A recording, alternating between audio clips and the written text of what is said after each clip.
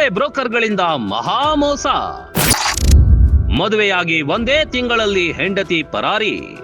ಮದುವೆಗೆ ಅಂತ ಹುಡುಗಿ ನೋಡ್ತಿದ್ದ ರೈತನಿಗೆ ಗೊತ್ತು ಗುರಿ ಇಲ್ಲದೆ ಹುಡುಗಿ ಜೊತೆ ಮದುವೆ ಮಾಡಿಸಿದ್ರು. ಆದ್ರೆ ಒಂದೇ ತಿಂಗಳಲ್ಲಿ ಹೆಂಡತಿ ಪರಾರಿಯಾಗಿದ್ದಾಳೆ. ಅಷ್ಟೇ ಅಲ್ಲದೆ ಬ್ರೋಕರ್ಗಳು 4 ಲಕ್ಷಕ್ಕೂ ಅಧಿಕ ರೂಪಾಯಿ ಪಡೆದು ಪಂಗನಾಮ ಹಾಕಿದ್ದಾರೆ.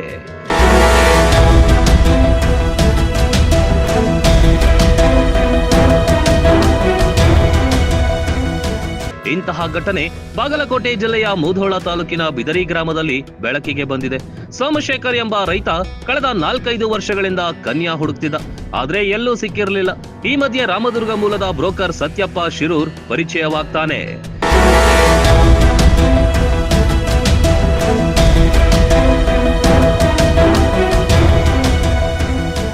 ಶಿವಮೊಗ್ಗ ಮೂಲದ ಮಂಜುಳಾ ಎಂಬಾಕೆಯ ಜೊತೆ ಮದುವೆ ಮಾಡಿಸ್ತೀನಿ, ಆದ್ರೆ ಹಣ ಖರ್ಚಾಗತ್ತೆ ಅಂತ ಹೇಳಿದ್ದ. ಮದುವೆ ಒಂದಾದ್ರೆ ಸಾಕು, ಹಣ ಖರ್ಚಾದ್ರೂ ಪರವಾಗಿಲ್ಲ ಅಂತ ಹಣ ಕೂಡ ಕೊಟ್ಟಿದ್ದಾನೆ. ಫೋನ್ ಪೇ ಮತ್ತು ನಗದು ರೂಪದಲ್ಲಿ ಸುಮಾರು 4 ಲಕ್ಷ ಹಣ ಪಡೆದಿದ್ದ ಫೋಟೋ ಕೂಡ ವೈರಲ್ ಆಗ್ತಿವೆ. ಅಂತೂ ಇಂತೂ ಮುಧೋಳದ ದೇವಸ್ಥಾನವೊಂದರಲ್ಲಿ ಮದುವೆ ಆಗತ್ತೆ.